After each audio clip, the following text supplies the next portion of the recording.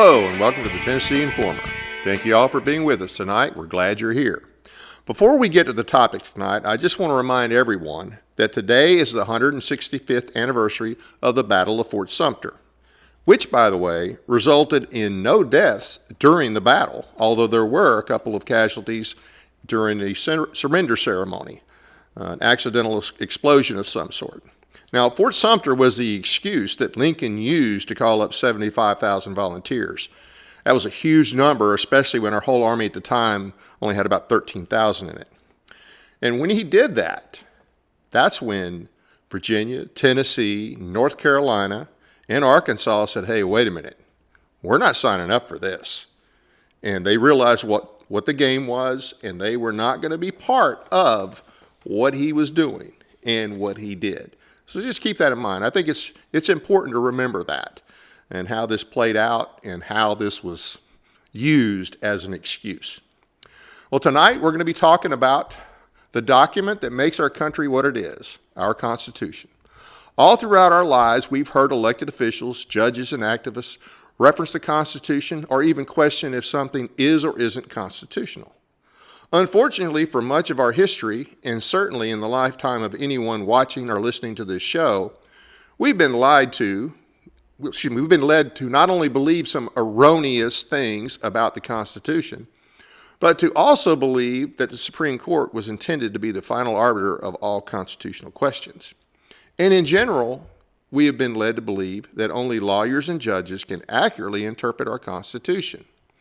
In some cases, we've been led to believe that the Constitution gives certain powers to the executive branch that, in fact, it does not. But did the founders create a document that only lawyers and judges would be able to understand? And did they create a living Constitution that could be changed by judicial fiat when beliefs and values changed without going through the amendment process? What was the intent of the Constitution? And what were the origins of different articles, sections, and clauses found in the document? How has it been distorted over time? And more importantly, what is the solution for restoring the Constitution to its original intent? Well, I can't say, at least not yet, that there's an app for that, but there is a book that does just that, and I'm currently reading it, and I suggest you get it as well. The title is The Independent Guide to the Constitution, Original Intentions, Modern Inventions by William Watkins, Jr. of the Independent Institute. And we are honored today to have as our guest the author, William Watkins, Jr. William will join us in just a minute, but first a word from our sponsor, LifeWave, a unique product that uses light to activate your body's natural energy supporting healing, performance, and healthy aging, naturally and without drugs or stimulants. Check it out and we'll be right back with our guest. Light, the energy of life itself. Since the beginning of time, light has sustained us, fueled our growth, and shaped the world. Even Einstein recognized that everything we are is made of light. But what if we could harness the light within us, not just to live, but to renew, restore, and rejuvenate? Introducing LifeWave X39, the first product in the world that activates stem cells using our body's own light.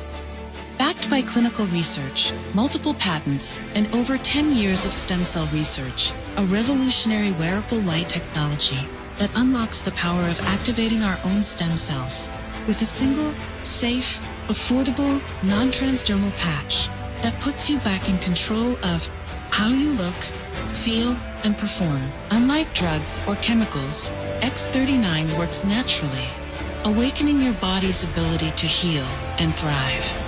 It's time to unlock your full potential, restore your vitality, and embrace a healthier, more vibrant you. Welcome back to the Tennessee Informer. And now to our guest, William Watkins, Jr. He's a research fellow at the Independent Institute and author of the Independent Institute books, The Independent Guide to the Constitution, which we'll talk about tonight, Crossroads for Liberty, and Reclaiming the American Revolution. He received his BA in History and German summa cum laude from Clemson University and his JD cum laude from the University of South Carolina School of Law and his LLM with merit from the University of London.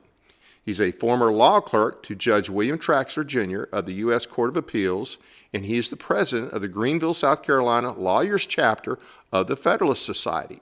He has practiced as both a prosecutor and defense lawyer in various state and federal courts. Bill, thank you so much for joining us tonight. How are you doing? Dave, it's good to be back with you. Thank you for having me. Oh, it's always good to have you. As I said in the opening, I've been reading this book, and I really enjoy it. I love the way it's laid out, and I think, it's like I mentioned, I know some homeschoolers that need to get a hold of this book. Actually, I know some district attorneys that need to get a hold of this book. I think it should be mandatory reading. I know a president of the United States that at least needs to get a hold of the War Powers section of this book, but we can talk about that later. Absolutely, absolutely. So it is a great book, and I really enjoy it. I think it's an important book, and hope that it does well both for you and for the sake of our country, because there's so much ignorance out there on this topic. I particularly like the format. It's like having several books all in one. So let's get started, and per our email conversation, I think the introduction portion of this book is very important, so let's cover that. Sure, and let's talk about the whole purpose, which you kind of alluded to there about homeschoolers. This is something I've written that would be great for homeschoolers. It's good for any American, for any Joe Sixpack that cares about his country, that's interested in what our Constitution really means, that when he hears, say, foreign emolument on the news and thinks, what in the world is that? How does that fit in the Constitution? We have a user-friendly index. We have a good table of contents, and he can find that and see what the down and dirty is. What's the history of the provision? Why the framers put this in the Constitution? How has it been distorted, if at all? And if it has, what do we need to do to maybe bring things back to center? So, this book is written for the people. The people ratified the Constitution. They were in their conventions. They were supposed to have understood the debates, followed them, Federalists, Anti-Federalists, and made an informed decision on how they chose their delegates to exercise ultimate sovereignty. And I hope, in a small way, to put that Constitution back in their hands with my book. Well, I don't think I've seen another book that has all that in it. I mean, I think you would have to get to cover the material the way you cover it. I think generally speaking, you'd have to get 3 or 4 different books from what I've seen. But I really enjoy it. Anyway, so there's a couple of things in the intro that I think are worth going over so people understand this better. Explain strict construction originalism per Jefferson, St. George Tucker, who is nowhere as well known as he should be, and John Taylor of Caroline, who is also not as well known today, but these guys were important. And why are they important, and how did they see strict construction originalism? Right. Well, what I wanted to do is bring originalism home with the first originalists, not academics in the 70s and 80s associated with the Federalist Society, which is a good organization, not throwing any stones at the Federalist Society. But that's when we hear the word originalism, that's what we think of, that maybe Robert Bork, Raoul Berger, as the initial originalists pioneering the doctrine, Ed Meese, Reagan's Attorney General. But that is not where originalism started. A real originalism, or strict construction originalism, as I describe it in the book, is essentially what Madison, Jefferson, St. George Tucker, and others at the founding, how they explained, this is how we interpret the Constitution. We go back to the initial debates, and essentially we ask ourselves, what was the spirit of the debates? How did the Federalists, the proponents of the new Constitution, sell it to the people? What were their promises? What was the understanding of the intent there? That's Madison and the National Bank controversy, when he's arguing against Hamilton's bank in the very early 1790s. That is what he points to, is let's look at the convention debates. We'll remember that there was no power to incorporate any institution, much less a bank. And in fact, the framers rejected that. So Madison's going back to the debates in Philadelphia. Now, of course, none of this had been published Right. yet, but a lot of folks in that first couple of Congresses had been there, and they knew the truth of what he was saying. Jefferson as well makes similar representations later on, though he wasn't even in the United States at the time. But he urges scholars, judges, others, that we need to look at the spirit of the instrument, the arguments its friends made, not the arguments of its enemies, and interpreting the document. So that is essentially, in a nutshell, strict construction originalism. Right. And you mentioned they wouldn't, nobody would really know, or the general public didn't know what was in the convention notes till years later, but they had the ratification debates. And they did have the Federalist Papers, which are in some cases overstated in their importance. But, for instance, Hamilton, I think, and you point out in the book that Madison called him on some things that he had said in the Federalist, and now he was changing his tune, that Hamilton changed his tune after ratification. No, that's absolutely right. Even another example would be the Whiskey Rebellion. Hamilton says in the Federalist that, an excise tax, we would, while the government has this power, it will likely only use it if there was a great disturbance, such as a war, if Great Britain attacked again.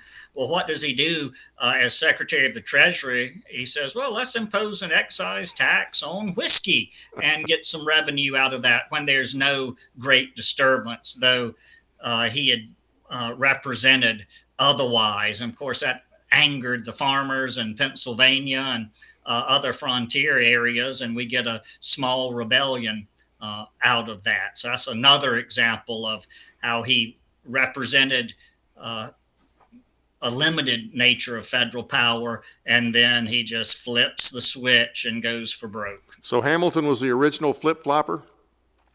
I think he deserves that. He deserves that moniker. He was a trickster in that regard. Yeah, and he was seen that way by his peers as well on different issues from everything I've read. Yeah, and you have some scholars such as Lance Banning. He's got a great book, The Sacred Fire of Liberty. He actually argues, had Madison at the Constitutional Convention foreseen how Hamilton would twist the words of the document, and of course, Madison, Hamilton, are collaborators on the Federalists, that you might have had another non-signer in Madison to a constitution that we consider him the father of. So, yeah, I think that's funny. I think not a lot of, it seems to me like not a lot of the things that Madison initially wanted, a lot of things he couldn't get. They were like, no, we're not doing that. But we still consider him the father, I guess, just because he was so instrumental in getting everybody together and actually making it happen. Yeah, and the Virginia Plan certainly was the framework of debate. But, Madison has his own issues where we can point to him flip-flopping a little bit. For example, nullification, which I know you've done shows on. Madison, Jefferson, no, we never used the word nullification in the 1790s, when of course they had to pull Jefferson's draft of the Kentucky Resolution. Right. And well, here it is, Jimmy. Some things that he at that time in his life, he wanted to be remembered as a father of his country, and distance himself a little bit from natural conclusions that Calhoun and others were drawing from the debates in the 1790s with the Alien and Sedition Acts, Kentucky, Virginia resolutions. Right. Now, so strict construction, that was the dominant belief in the early years, despite Hamilton and some of his cronies? That was the dominant Jeffersonian view of the Constitution. Now, we can go early on. For example, we just mentioned the Alien and Sedition Acts, or we've mentioned the National Bank. You've got some crazy broad arguments made by Federalists where they're simply pointing to the General Welfare Clause, the Necessary and Proper Clause, and even the preamble, or saying, well, the United States is a sovereign country. It's in the nature of sovereignty. Most countries can charter banks. Therefore, we can charter a bank. That sort of loose, broad construction is what the Jeffersonians, the early Republican Party, rallied about and said, hold on a minute. Let's talk about, again, how this thing was sold to the people, Right. what the representations were about few and defined federal powers, numerous and indefinite state powers, and let's interpret the Constitution in accord with those promises and representations to be fair to the people who ratified it. Right. So how did that change eventually? I know it didn't happen overnight, even though there were some people obviously that wanted it to happen overnight and to accept a wide open interpretation like Hamilton. No, it's hard to determine exactly what the break points are, but certainly you talked about Fort Sumter tonight. A lot of people will want to start with just the progressive era. I don't see how you can't start at least with Lincoln. I mean, Hamilton has to be an early part of the conversation. Henry Clay as well with the American system there, but Lincoln certainly transforms the government into such a powerful entity than we'd ever seen in the United States. Of course, well about the persecution of newspaper editors and others that were not big fans of his war machine there, as well as we get paper currency out of the Lincoln administration. We get income taxes, government, private partnerships, and industry that you'll see again in World War I with the Wilson administration, but a number of things that we can point to that set precedent in the Lincoln administration for government power. Yes, you can go forward to the progressive era.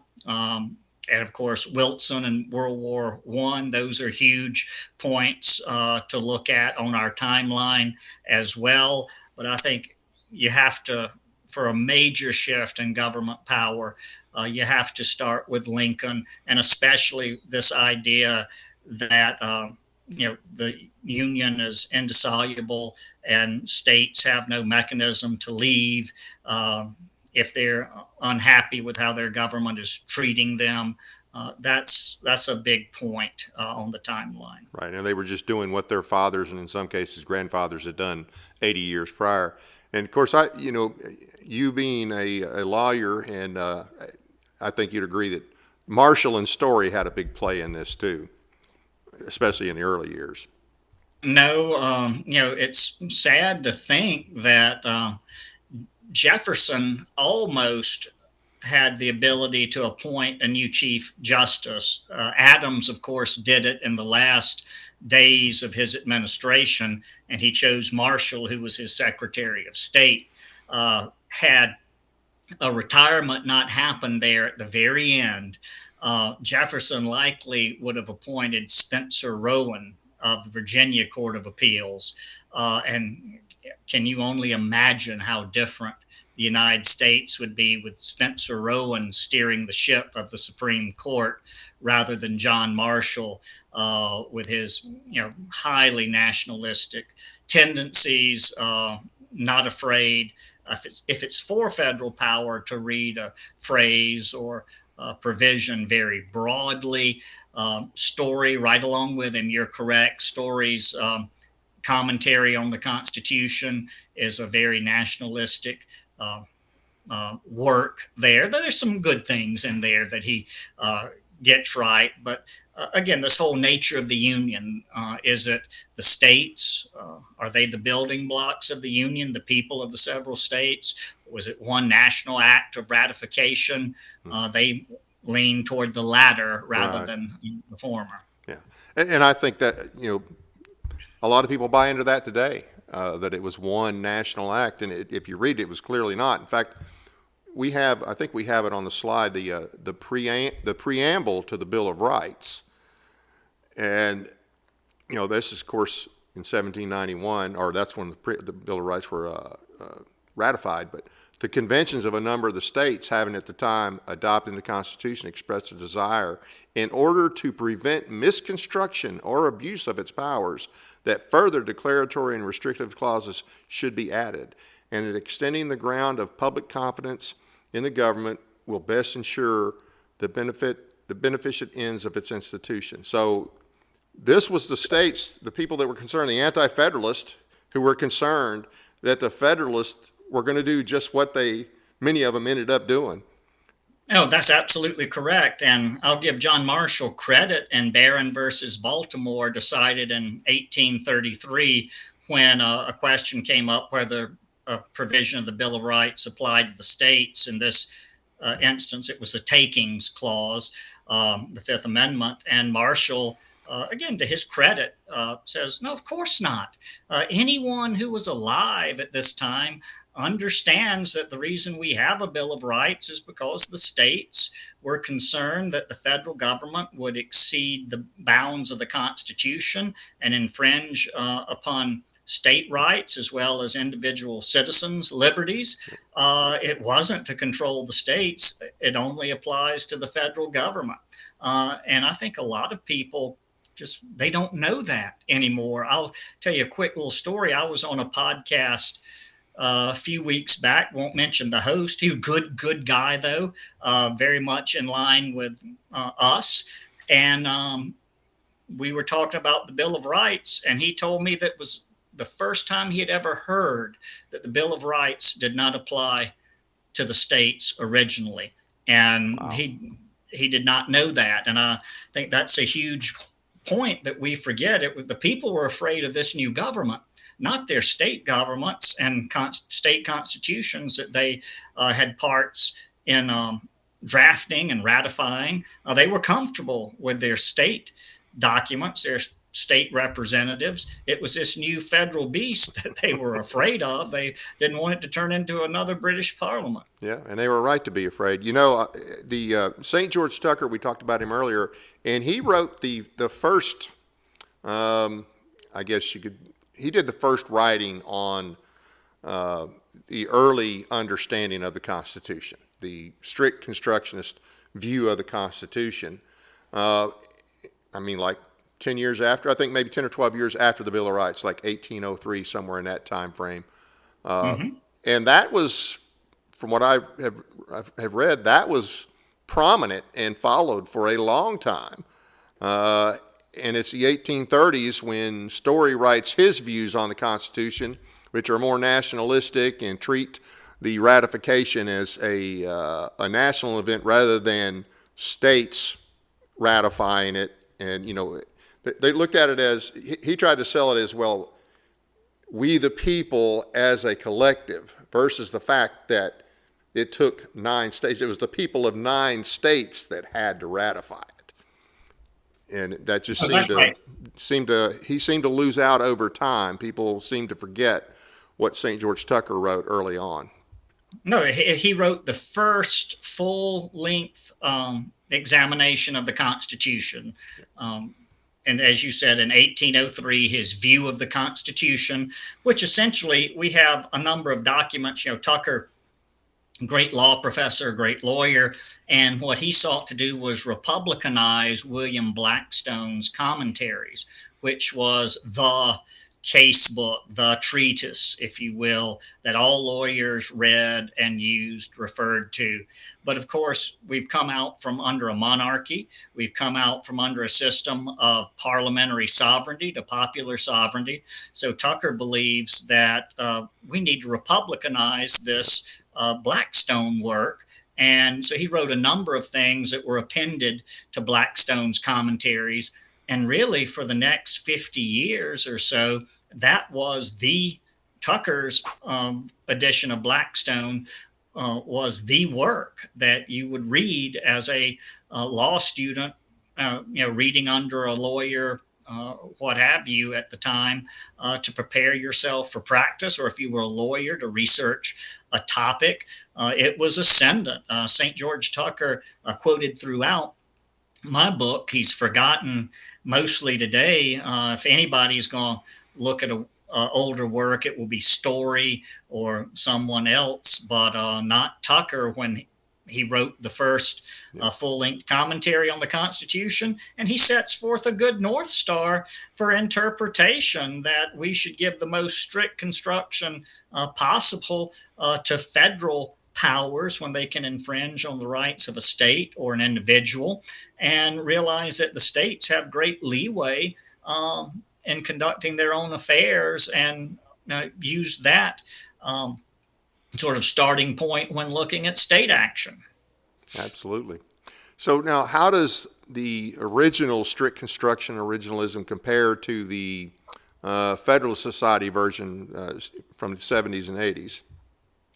Well, I'll say actually the earlier work, a lot of academics now will look at, say, Raoul Berger or Judge Bork and say, those were the proto-originalists. They didn't fully understand all that we do, because they looked at original intent. That was one of their mantras, if you will. Whereas today we have all this, these permutations of originalism, such as, well, we don't look at the intent of the framers or ratifiers. We look at what the original public meaning is of the text, which you take all the context out of the debates and the discussions when you do that. And then you get crazy results, such as Neil Gorsuch in the Bostock case, where he says, well, sex and the civil rights legislation in the 1960s, though no one in the 60s would have understood sex as meaning transgender, but somehow by original meaning of the text, sex could encompass this now. And so we'll read that in the Civil Rights Act. So you get this foolishness, or you just leave all the context out. And originalism has gotten to a point where you have, Elena Kagan and others saying, we're all originalists now. If Elena Kagan's an originalist, we're in big trouble. Yeah. If you look at, unfortunately, I guess one good thing about the recent arguments on the birthright citizenship issue, and I think you might have either had, Joel Wolverton or someone else on discussing that, but everyone was really approaching it from an originalist perspective, unfortunately a wrong perspective, where they were twisting some British common law rules to try to impose birthright citizenship. But everyone in the debate was coming at it from an originalist perspective, which is interesting and a bit scary, considered some of the characters in the debate. You mentioned the British common law. So I think that's part of what Tucker was trying to do, because Blackstone's common law is what we had followed before the revolution, before our Constitution. But, one of the big changes was, okay, now we're citizens. We're not subjects. Under British common law, we were all subjects. And if you were born anywhere in Britain, yes, you're a British subject. Well, that's being a citizen and a subject are not the same thing. And I think that's part of what Tucker took into consideration, that the rights come from the consent of the governed versus then from necessarily the king or parliament, arbitrarily passing things. No, exactly. Another example would be with executive power. Hamilton made the argument in the early 1790s that rather than the president's powers being enumerated in Article 2, absent a power being delegated to Congress clearly in the constitutional text, Hamilton argued that the American president enjoys the same executive prerogatives as George III did at the time of the American Revolution. And there are some scholars today that still argue for that position. John Yoo at USC Berkeley is a big executive power guy, and that's John Hughes' position, and he is trumpets that on all sorts of talk shows and op-eds, but Yeah. that's nuts. Yeah. Well, and that seems to be pretty much every president from Truman on. That seems to be their position, and we'll hit that a little bit more a little later on the show. But so there's another name that comes up a lot, and he's kind of sold as an expert. I'm sure he knows a lot. I'm sure he's a good guy, but and I'll probably mispronounce this. Akil Amar. Yeah, Akil Amar. Akil Amar. And so what are your thoughts on his views that he puts out in reference to the Constitution? Here's one sort of gripe I do have on the Federalist Society is Amar is very often at conferences at the top of their marquee and billed as this great originalist scholar, when Amar is simply a leftist twisting and molding the Constitution to expand federal power. That is what he cares about. For example, the Commerce Clause. Amar would frankly go even further than the Supreme Court, defining commerce as economic activity rather than the older definition of intercourse or traffic in goods. He would define it as any sort of intercourse between people, not just economic in nature, where the commerce power would be a general police power. So he's, though he's billed as some great originalist scholar, he's really just a leftist who takes a very Hamiltonian position and tries to push federal power to the utmost limits there. He certainly is no fan of Jeffersonian strict construction. That's too limiting for him. And the birthright citizenship debate. Shockingly, you can guess what side he came out on with his constitutional arguments. Wow. And is he the top guy in the Federalist Society? Is he just a well-respected writer within the society, or what's his actual role? He's a law professor at Yale, and there's some good things about him. Like Akil is very strong on free speech issues on campus, and against the whole cancel culture type thing. So I'll give him credit for that. But no, when his book America's Constitution came out, the Federal Society hosted a big talk for him at their national convention. He had a huge book signing, got a standing ovation, as if people didn't realize you had the fox and the hen house there. We get a lot of that. It seems.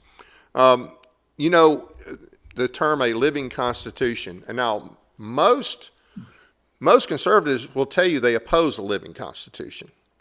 But then they will tell you in the next breath that the Supreme Court is the final arbiter of all constitutional questions.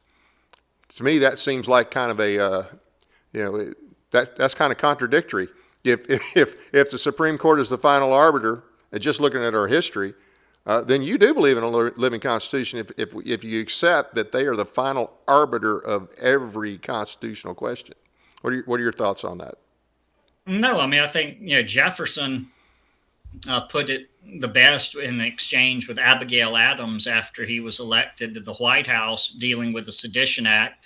But Jefferson pardoned everyone who had been convicted under the Sedition Act, which criminalized any really criticism of the federal government and the president, John Adams at the time. He pardons them, remits the fines, and tells his U.S. attorneys, district attorneys, hey, stop all these prosecutions. We're done with this, because he believed the statute was unconstitutional. Well, Abigail Adams writes him a letter and says, what are you doing there?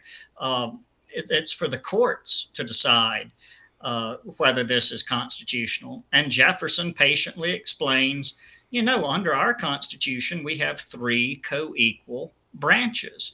Congress had to judge the constitutionality of the Sedition Act. When it passed it, it was their right to do so. If the judges believed it was constitutional, they had the right to impose sentence. But I, as the chief executive over the federal prosecutors, believing it's unconstitutional, I have a right in doing my job to pardon those who were convicted under what is clearly a violation of the First Amendment. People say, well, then who makes the ultimate decision if these branches are at loggerheads? Jefferson would say the people in convention. The people are the final arbiters of the Constitution there. So he completely rejected this idea of judicial supremacy.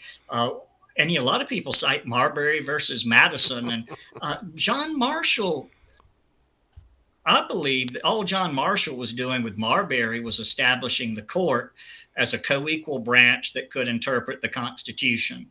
It's not until the 1950s in Cooper versus Aaron that the Supreme Court says, no, it's the final authority for all branches, all the states, the president, the Congress, the administrative state, that they are the special guardians of the Constitution. And that has been accepted. It's wrong. Departmentalism was the Jeffersonian mechanism of interpretation. It makes sense. A matter of fact, if you look at some early state judicial review decisions, you'll see this aspect as well. But this is run amok, and we have 9 unelected lawyers that hold the Constitution in their hands. And we were just talking about Republican government. How can that be congruent with a Republican government when they're not accountable to the people at all? That's a problem there if they claim this ultimate power. Yeah. Well, the funny thing about the Marbury versus Madison, everybody, they like to show that part where he says it's emphatically the duty of the court to interpret the law, expound on law. But before that, in making his case about why he's ruling the way he is, he said that, a law in violation of the Constitution is void. And he makes reference to the fact just because the Congress passed this doesn't mean that the court is obligated to go along with it. And that would also be true if the court were to make an opinion and the Congress is like, that's just crazy. I mean, think about it. The court, you say equal, and I would say this, and we haven't done much of it. We haven't done enough of it. But, Congress can impeach the president. Congress can impeach a judge and remove him. But the court can't arbitrarily remove anybody. The court relies on its power from the executive and whatever power the Congress gives it through the Judiciary Acts, right? That's right. And Congress could strip the entire appellate jurisdiction from the Supreme Court if it so desired. Good precedent on that, Ex parte McCardle, for example, from the Civil War era.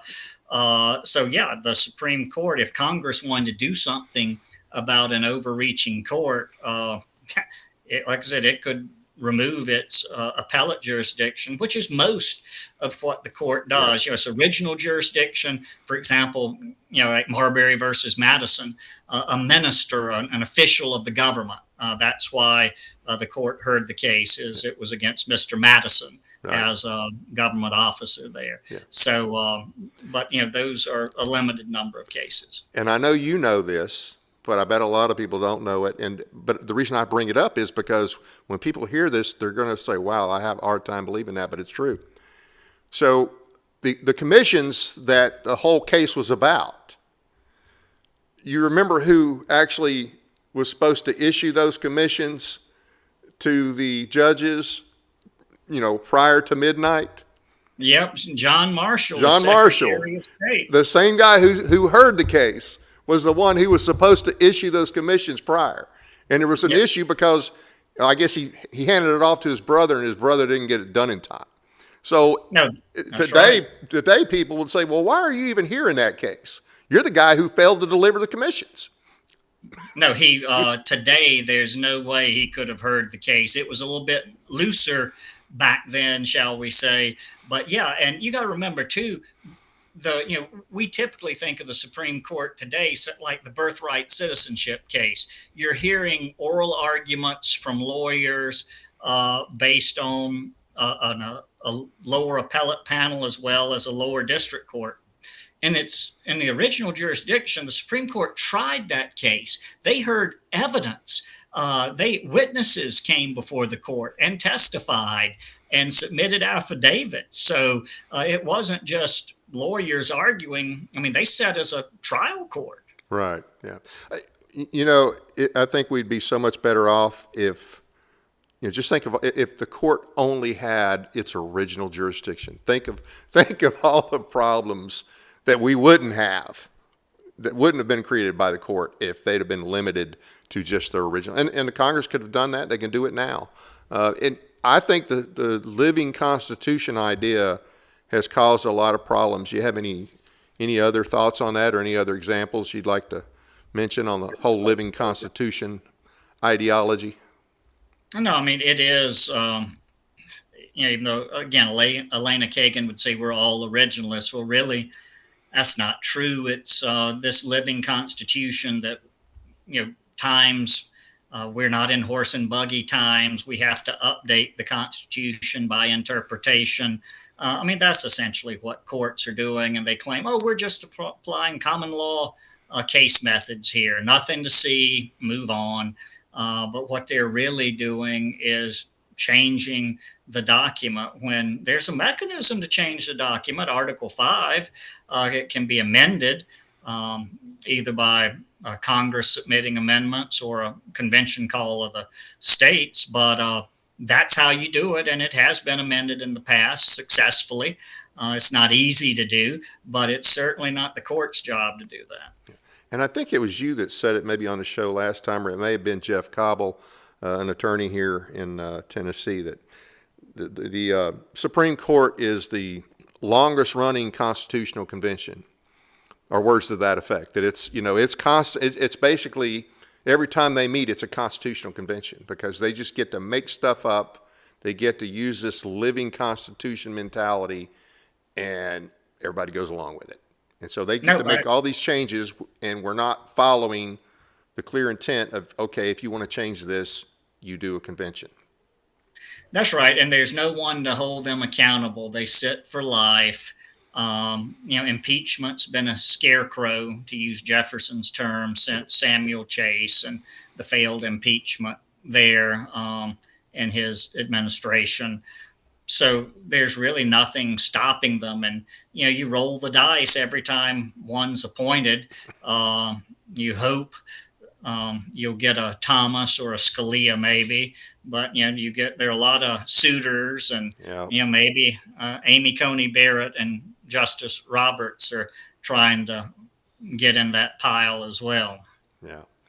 So we kind of hit on this already a little bit, but the ratification and the Bill of Rights, how do the ratification debates and the push for a Bill of Rights clarify the intent of the Constitution? Well, the Bill of Rights is a result of the Anti-Federalists, and there's shock that there was no set of amendments or provisions, right? Not necessarily amendments, but provisions guaranteeing important individual rights like freedom of speech, etc., against the national government, against this new government. And they made a whole lot of hay with that. George Mason at the Philadelphia Convention tried to persuade his colleagues. He said, hey, give me a few minutes. I'll have a great Declaration of Rights drafted up. Of course, he was the drafter of the Virginia Declaration of Rights, great document of liberty, but they poo-pooed him. We don't need that. It's hot here in Philadelphia. We're ready to go home. Yep. And that was a huge mistake, because that gave the Anti-Federalists a lot of ammunition, and they shot it. And I think people forget how close the ratification votes were in significant states like Virginia and New York, where we're talking about a handful of votes for it to be ratified, not a runaway Harlem Globetrotters versus the Washington Generals thing. No, Right. it was close. It was very, Um, yeah. and out of that, the Federalists realized and promised. Madison being one, he barely got elected to the first Congress. Um, Probably because Patrick Henry gerrymandered his district to give James Monroe, who was an anti-federalist, a better shot. And Madison narrowly beats Monroe for the Congress, but one of his key promises was amendments. Yeah. And he And kept it. so he kept it, and we get 12 amendments sent to the states, 10 ratified in short order. But I will say, and again, we've talked about this a little bit, that again, this was all to keep the national government within its bounds, that it would not exercise a latitudinarian construction of its powers, Yeah. or claim powers that were left with the states, Ninth and 10th Amendments there, as well as some individual rights provisions.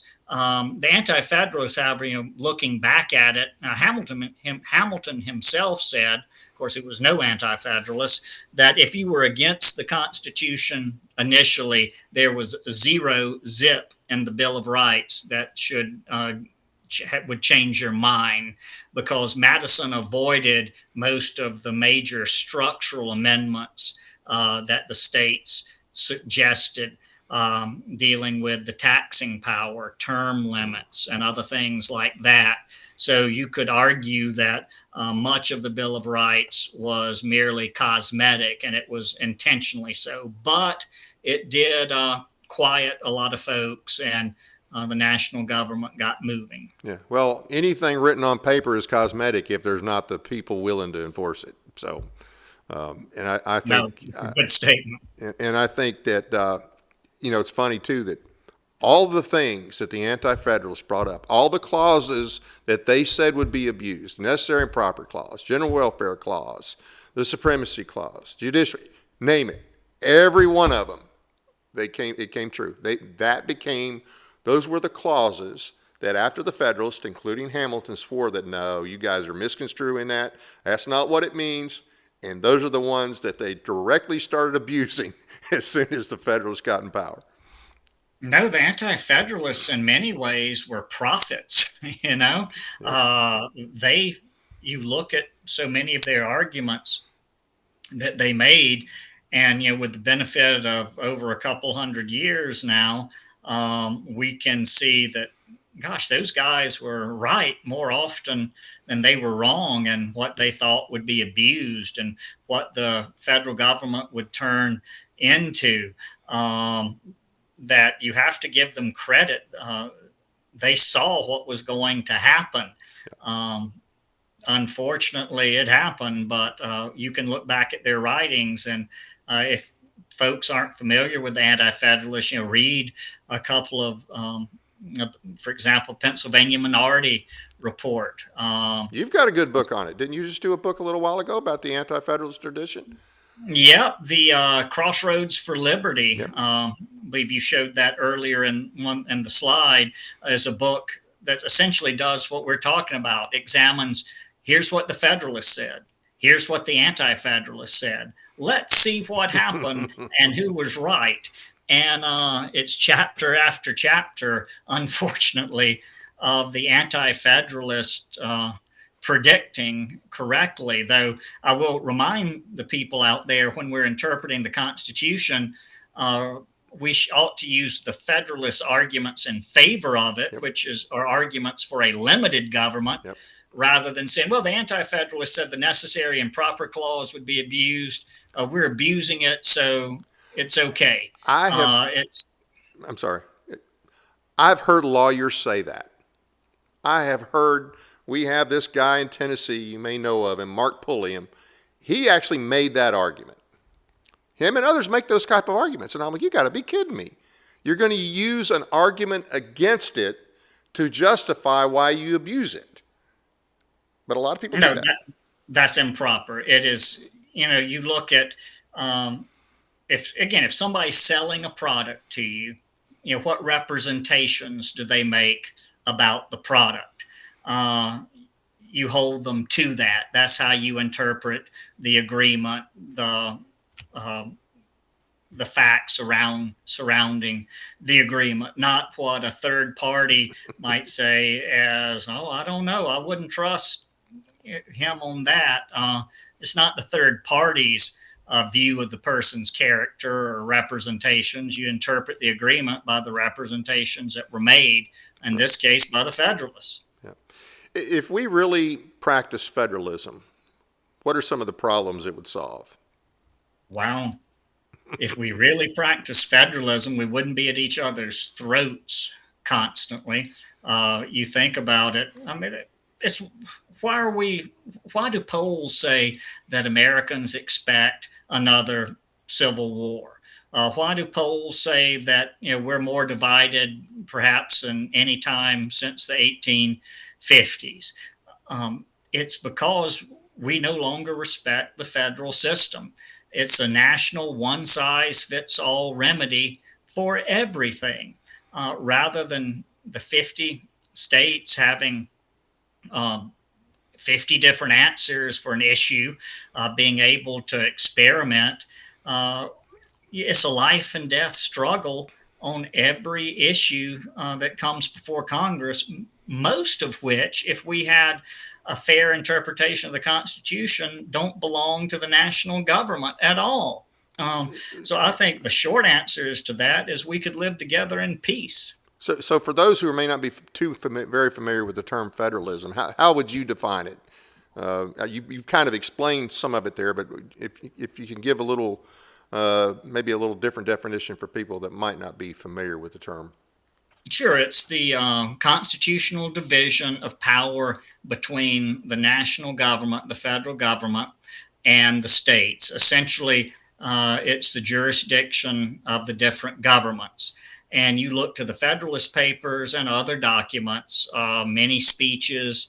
It was clear that the whole promise was, look, these powers we've given to the new federal government, this is really going to primarily affect foreign affairs, war and peace. We'll negotiate commercial treaties, etc., and have open borders within the states for goods to cross freely. But that's it. Everything else is left to the states jurisdiction. And when it's left to a state's jurisdiction, a state's law is to be respected just like the law of Great Britain or France or Portugal, you name it, a country.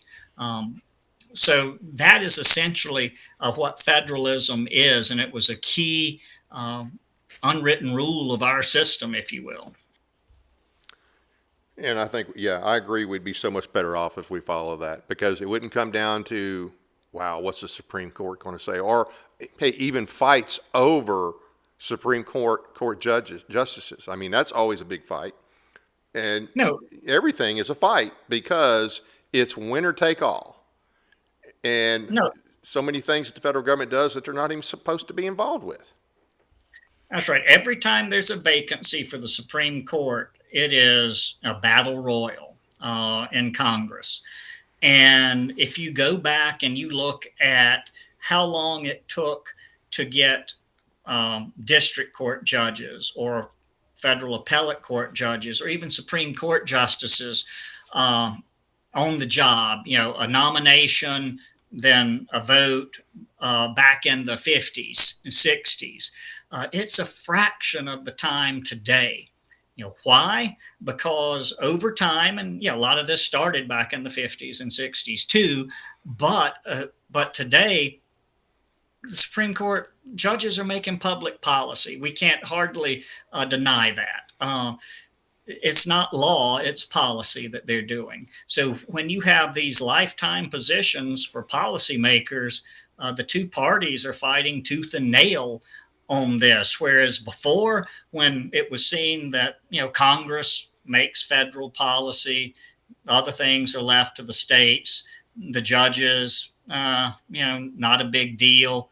You don't have these knockdown dragouts. You don't have, borking people. Or it seems now every male that there's going to be someone that says that Kavanaugh improperly touched a woman, or Thomas did this with Anita Hill. Yeah. I mean, you're pulling out all the stops to try to derail these people because they're policymakers. It's just plain and simple. Yeah, and not only that, it's policy that the federal government's not even supposed to be making. Any branch of the federal government. That's the underlying thing, is most of these things that they're legislating on from the bench aren't even within the ambit of federal power. Yeah. And that's probably the most frustrating thing. Yeah. So let's move to that, kind of using the format of your book, which if you look in the book, it's, for the audience, it'll lay out these, the article, the section, the clause. I mean, it really breaks it down. And then it gives purpose, background and development, the common distortions, and I'll say 9 times out of 10, that distortion is coming from the court, discussions and solutions.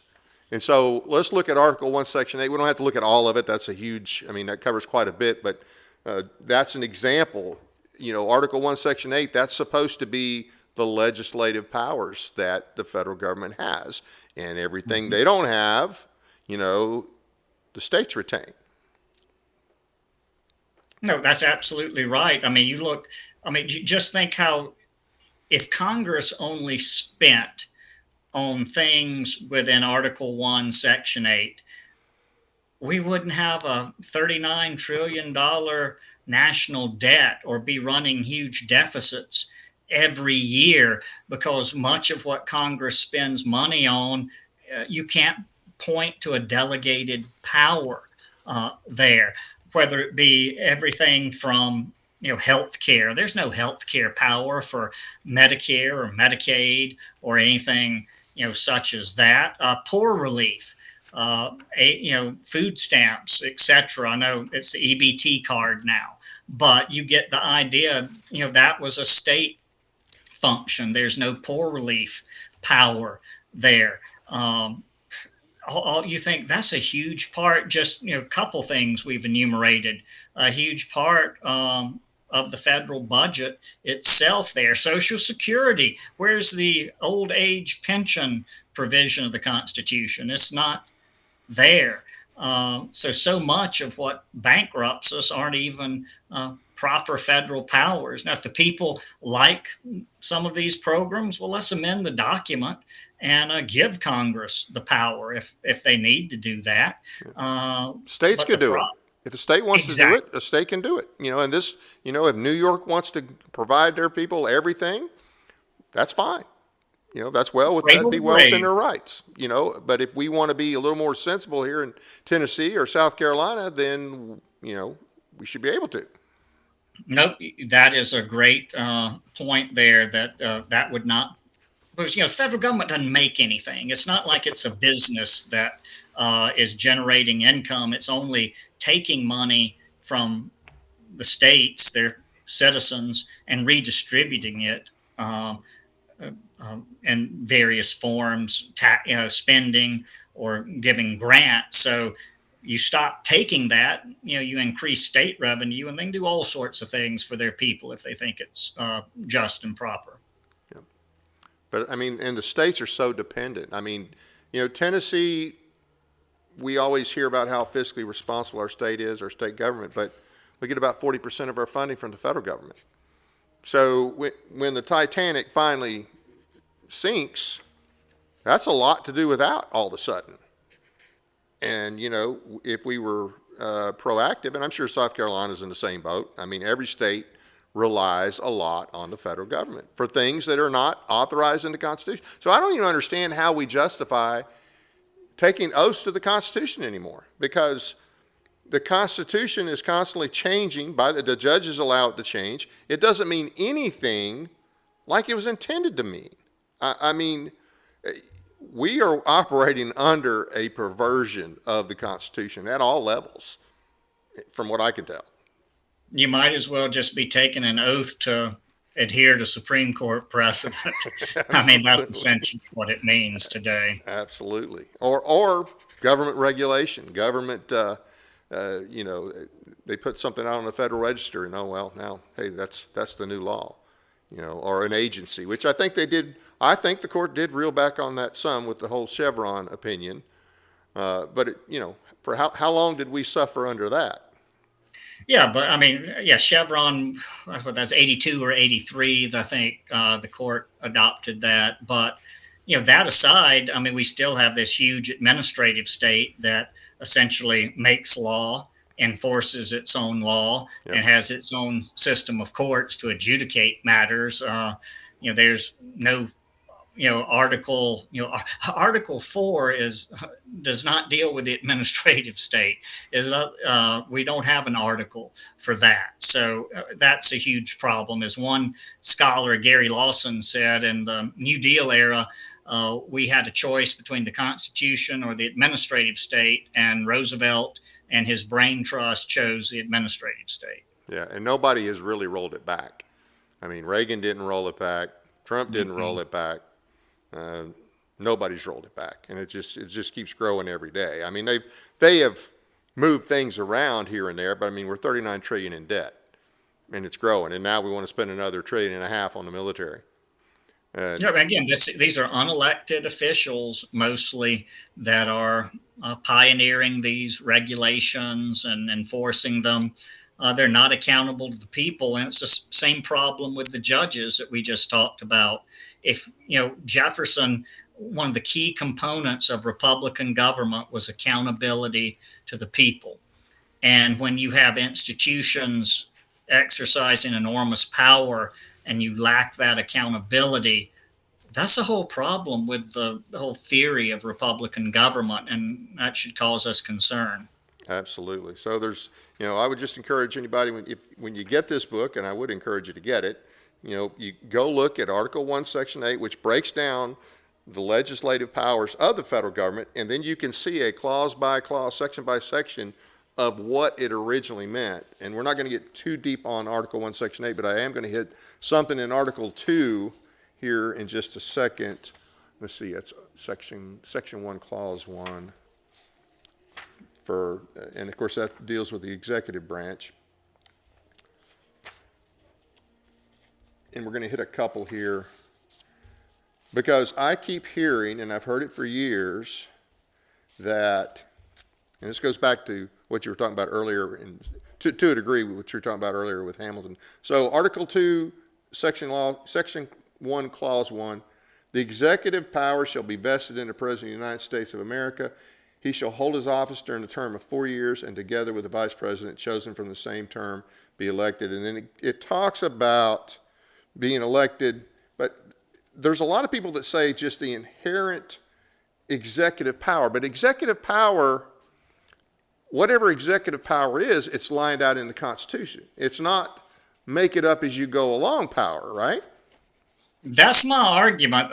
Here's what Hamilton would argue, is that, well, if you look at Article 1, Section 1, which is the vesting power for Congress, there's some extra words in there where it says, legislative powers vested in Congress as herein provided, i.e. Article 1, Section 8 and other provisions. Well, there's no as herein provided in Article 2. Therefore, Hamilton argues, Congress's powers are limited to what's in the Constitution. It's not so with the executive power, and he has the prerogative of George III.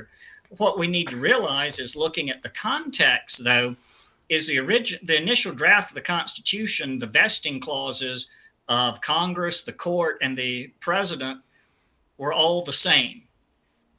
Someone, Gouverneur Morris likely, went in and added as herein provided in Article 1, and there was no vote, no nothing on that, and somehow that magically has turned executive power into this huge, broad creature when it's enumerated. There are enumerations in Article 2. of executive power. And the understanding was that the president has received power, but again, is only granted in the Constitution, whether as herein granted appears or not. Right. You only have what is given. Yeah. And well, that's the whole argument too, that, hey, you don't have to worry about these things because the federal government only has the power given in the document. So this is what the Federalists were telling everybody. It doesn't give, all the power that it gives is specified. And if it's not specified, then they don't have it. And the Federalists were also, when anti-Federalists were arguing, hey, the president's going to be a king. No, he's going to be nothing like George III. For example, look, Congress has the power to declare war. Congress has this. Yeah. We've only given the president these few powers. Anti-Federalist, you're crazy. He cannot be like George III. And of course, Hamilton, well, he really is George III, unless it's specifically given to Congress. He was pretty shameless, I'll tell you. So this is Section 2, Clause 1, and this causes a lot of problems today as well. The President shall be Commander-in-Chief of the Army and Navy of the United States and of the militia of the several states when called into actual service to the United States. He may require the opinion and writing of the principal officer in each of the executive departments upon the subject relating to the duties.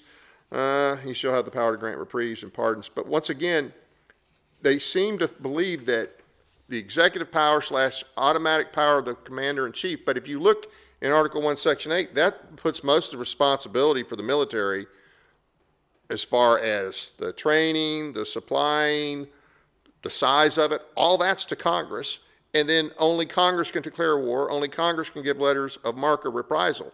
But they somehow have created this idea of all these inherent war powers that the president, it didn't start with Trump. I mean, it's been going, there's earlier examples, but certainly from Truman on, it's like, yeah, he can do what he wants. He's got this inherent power, but it's nowhere in here. I think early on they all agreed that, the president could direct the military to fend off an attack, but not to go on offense. No, you're 100% correct, Dave. The only reason the president's commander-in-chief is that the framers wanted to preserve civilian control of the military. He would be the general-in-chief if there was ever a conflict there. So you have civilian control of the armed forces. That's it.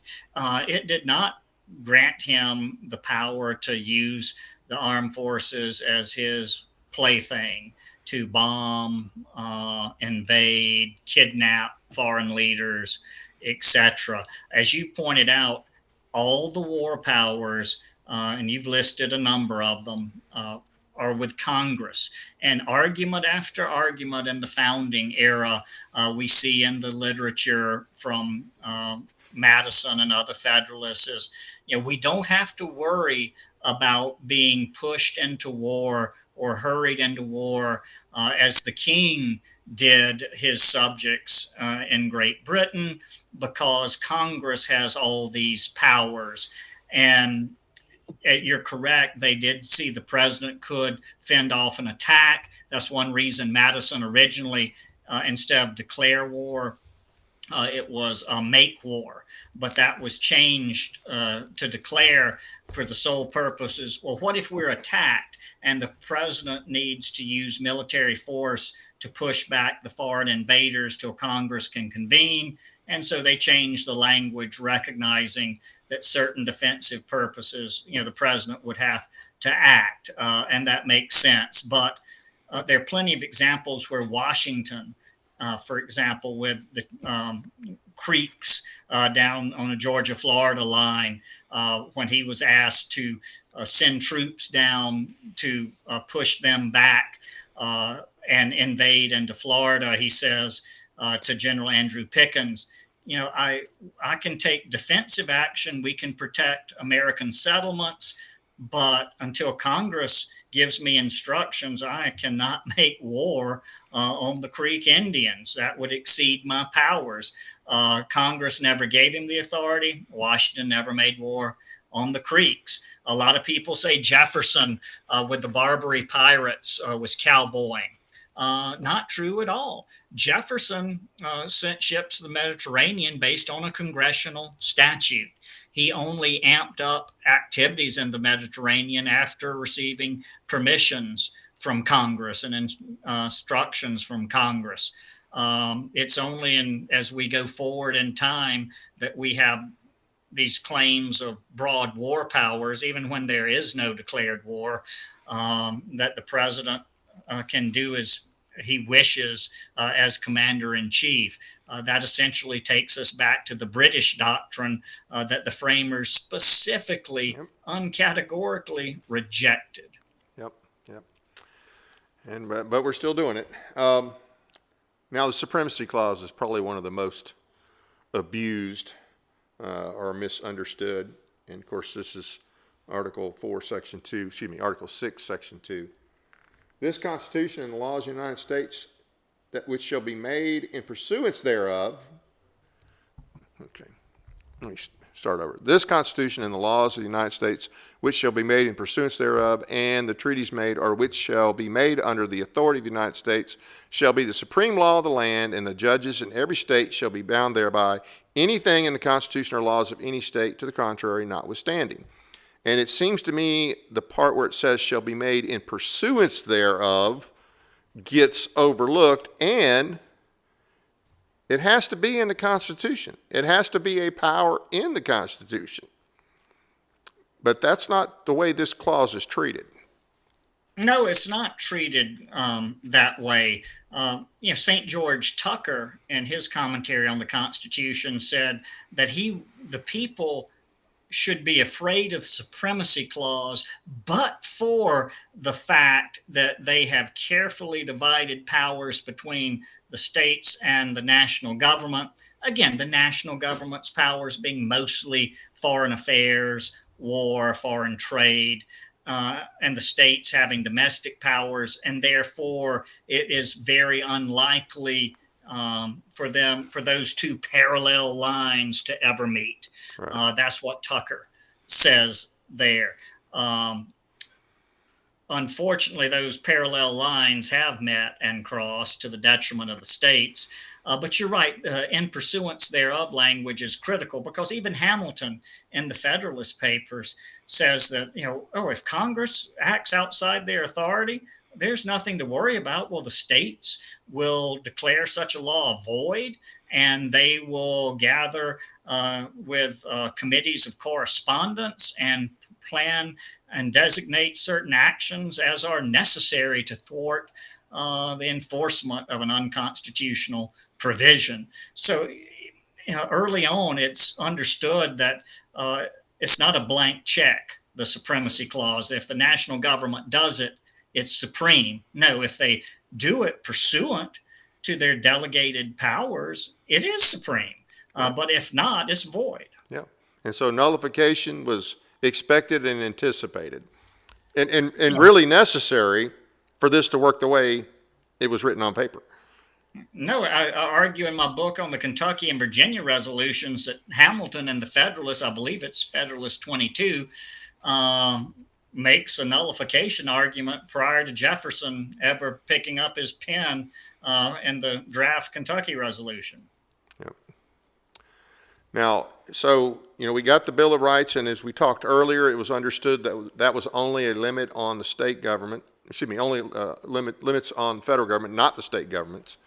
And then we get the 14th after the Civil War, which we won't go into all the, questionable, the illegal way that was orchestrated and passed, and the fact that it was really it was much more political in nature as far as punishing the South and or making sure that the South could not undo what the North just won through war. That's one of the things they were concerned about is, it had to do with and I think you mentioned it had to do a lot with the 1866 Civil Rights Act. That's essentially what the whole 14th Amendment was about, making sure that they put it in the Constitution so it couldn't be reversed. And of course, they wanted to make sure that, now that you had these former slaves who used to be 3/5 who were now going to be counted as whole, well, that would be a boon for the South. And so they had to find a way to kind of muck those things up so that they keep the South under their heel. But even with that, the original intent of the 14th, if you want to talk about that a little bit, and then how the doctrine of incorporation has really just, it's destroyed our Constitution to a great degree, in my opinion.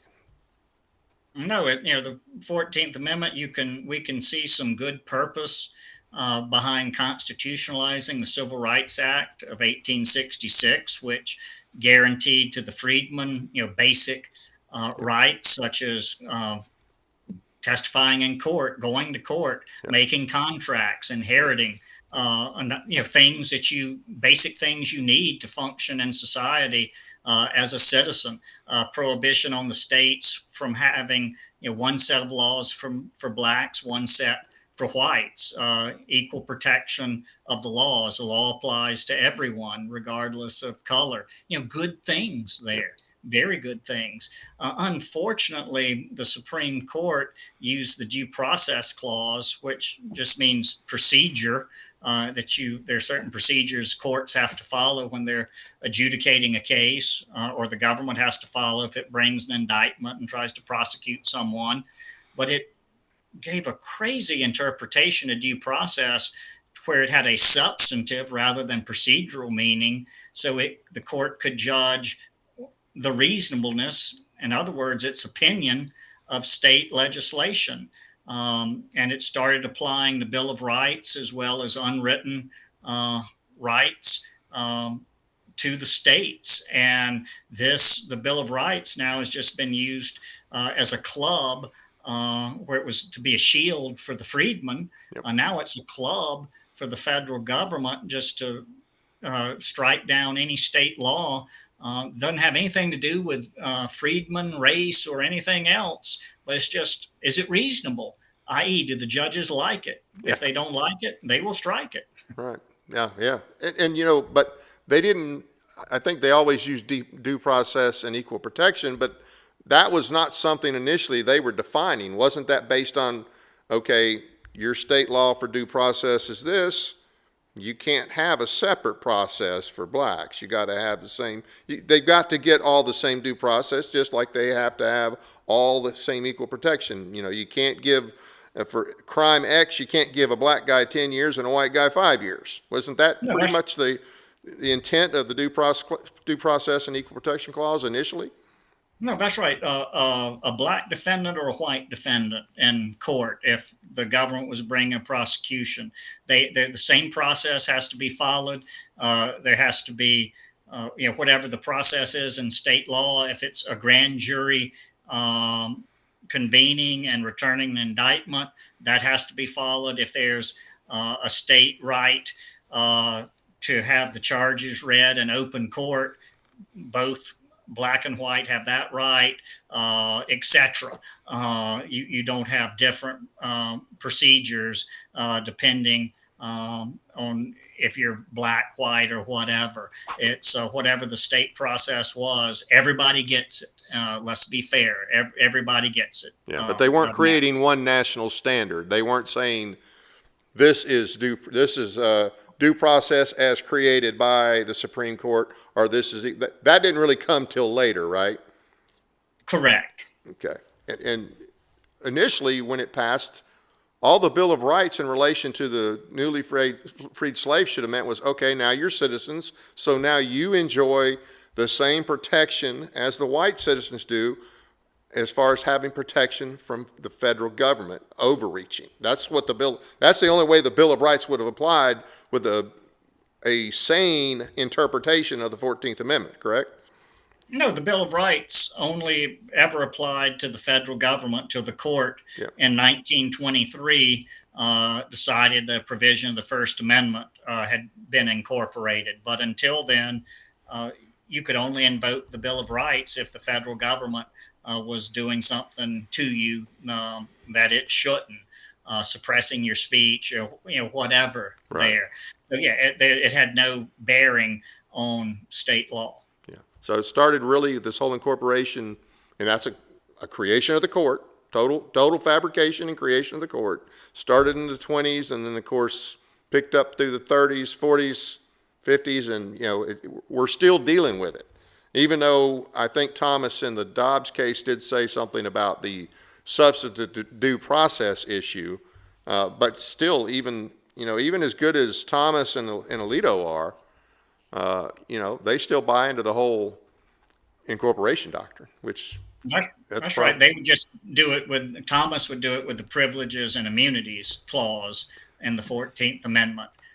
He would agree that, yeah, this due process argument's silly, but he would still argue that the 14th Amendment was incorporated based on some statements of John Bingham and Jacob Howard in the Senate and House of Representatives on the ratification of the 14th Amendment. But, the weight of the evidence is, in my opinion, squarely against any incorporation. You mean he would say that the Bill of Rights was incorporated through the 14th? Yes, via the Privileges and Immunities Clause of the 14th is what Thomas would argue. Okay. Of course, the fourth, you kind of hinted at that. So that's the privileges and immunities comes from the Article 4, I think, in the Constitution, which is totally separate from the Bill of Rights. No, and all that is, essentially is for certain locally created privileges that you have to confer out of staters the same right as you do your in-state citizens. Though in some cases you can discriminate. For example, everybody that hunts knows that I can't go to Tennessee and without a license. Yeah, and as an out-of-stater, I'm going to pay more for that hunting license than you pay, I bet, as an in-state resident. Yep. And that's okay because that's not some critical right there. Hunting's there's no fundamental right or privilege to it. So you can still discriminate in some cases, but in others, like to have a business. Right. Everyone can conduct commerce, etc. So it's much narrower than Justice Thomas would give it today. Right. Any closing thoughts? No, my closing thoughts would just be, we've talked about this a little bit, but if we want a way out of this, we've got a roadmap. It's called the Constitution. Though it's been greatly abused, there's still a lot of reverence for the document. Yeah. I hate it when I hear, folks I generally disagree with or agree with, rather, like, say, Ann Coulter, right. Just, poo-poo the Constitution. Why are we even talking about that? I understand why she's cynical about it. But nonetheless, it is our fundamental law, and it does provide a roadmap if we want to stop this foolishness of national one-size-fits-all, bare knuckles politics for every issue that comes up. We can live together in peace if we follow this map. If we want to, we can do it. Yeah, absolutely. And that's the thing too. It's like you said, every issue is fight to the death, but it doesn't have to be. And what gets me too is as long as somebody's going to quote the Constitution and somebody's going to say, use the term constitutional, unconstitutional, well, then it ought to mean something. And if it's going to mean something, it should mean what it originally meant, not what's been added to it, not what's been perverted over the years, especially in the last 100 years. So I think, you're right. It's a good document. We just have to fight for it. We have to learn the original intent. And I think you've done an excellent job with this book. And I'm glad, I'm glad to have it. I'm glad it's out there. And I hope everybody will buy it and read it. And especially our elected officials and our judges, which some of them are elected, obviously. So do you have go ahead. To fight for something, you got to understand it, and that's what I hope my book can do for folks. Yeah, well, I think it's excellent. I think it's an excellent resource. Now, your website, do you have a website in addition to the independentinstitute.org? Nope, right up there. You can find all my work at www.independent.org. Okay. Now, do you ever do any public speaking? Yeah, I do occasionally give a talk or two, especially with the 250th anniversary of the Declaration. We're going to be busy the next few months. Okay, so you got anything scheduled that you want to let the audience know about? I'll be giving a talk to the classical liberals of the Carolinas in Charleston on August 25th. On August 5th, I am going to be on a panel on South Carolina's revolutionary constitution down in Columbia. I'll be in New York City first week of May, talking to young Republicans there about our Constitution. So yeah, we are busy. Well, be careful in New York and everywhere else. But I think you're a whole lot safer in South Carolina than you would be in New York. But hey, I really appreciate what you do. I appreciate you taking the time to come on here, and I hope I didn't keep you too long. Definitely love to have you back. No, anytime, Dave. You just let me know. All right. Well, hey, thanks again. Thank you, everybody, for joining us tonight. And now it's time for the Informer Report.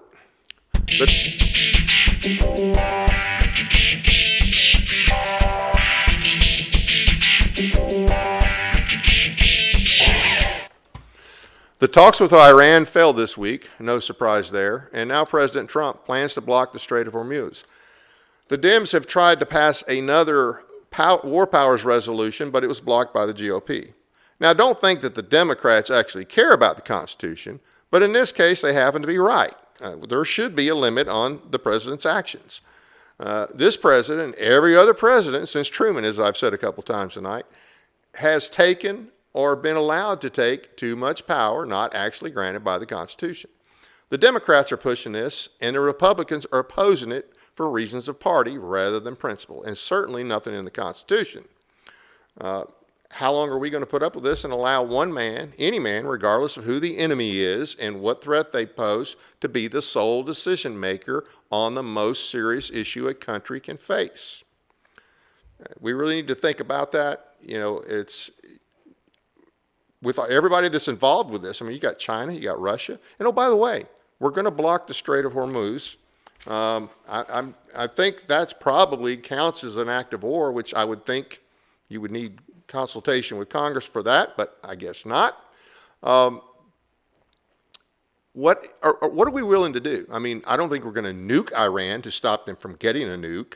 I don't think we're going to invade them. I hope not, because I don't think we have the force to do it. So, I mean, what are we actually willing to do? And if we can't be successful at it, and I understand the thought of Iran with a nuke is a scary thought. I have no illusions about Iran. But I don't think we really thought this thing out. I think he was convinced to do this. I think he jumped the gun, didn't do all the calculations that should have been done. And if we are not actually in a position to remove that nuclear threat or remove their ability to ever be a nuclear threat, then what are we doing? And how long can we keep the strait closed? So we'll see. We'll see how this turns out. I just hope, my concern is for the troops. That's my concern. I'm concerned about what could go on here eventually if they were able to get a nuke, but you know what? I'm concerned about all the Islamists we have in this country now that we don't seem to be doing anything about. It's not just in Texas. We got them in Tennessee. We got them everywhere. What are we doing about them? You know, the Iranians are not the only threat. It's the Islamists, regardless of where they're from. You know, the founders were clear that we did not want the executive to have the power of a king.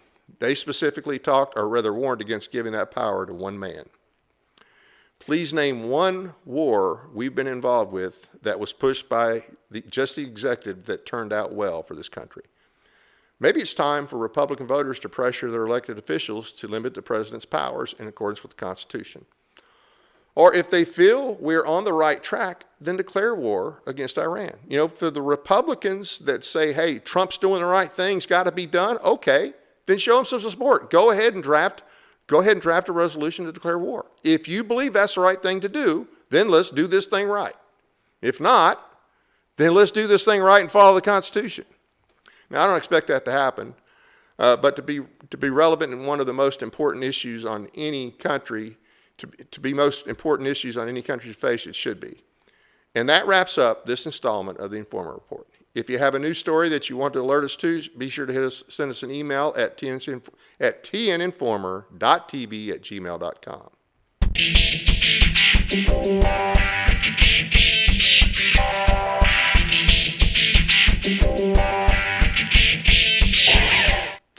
I want to thank everyone for taking the time to watch our program tonight. It doesn't cost anything to subscribe, so please be sure to hit the like and subscribe buttons as well as the notification bell so you never miss an episode. We're almost there. We're almost to our first milestone of 1,000 subscribers. Keep doing what you're doing. We appreciate your support. Check out our audio podcast on iHeartRadio, Spotify, Spreaker, and other platforms as well. Sign up for our weekly newsletter at our website, tninformer.com. Find and follow us on Facebook and Twitter. Got a couple of announcements here. Join us next Monday, April 20th at 7 p.m. when our guest will be Richard May, host of the radio show The Dangerous Christian. We'll discuss the Battle of Lexington and Concord and the role of the Black Robed Regiment in the War for Independence. Please take time to check out the other shows brought to you by West Tennessee TV by going to westtennesseetv.com or myparishtv.com. There you can find links to the Mike Weatherford Show, airing tomorrow night at 7 p.m., and Sportscast with Jeremy Bucklow Sunday at 7:30. And I've got a couple of other promos. The White County GOP will have their Reagan Day dinner this April 16th at the Duck Pond Manor, 665 Duck Pond Road in Sparta, Tennessee. The gates open at 5, supper at 6. Now, John Rose is the designated speaker, but as I understand it, Monty Fritz will also be there and will also be allowed to speak. I don't know that he'll get equal time, but he'll be allowed to speak. And then in Clay County, Representative Tim Burchett will be speaking at the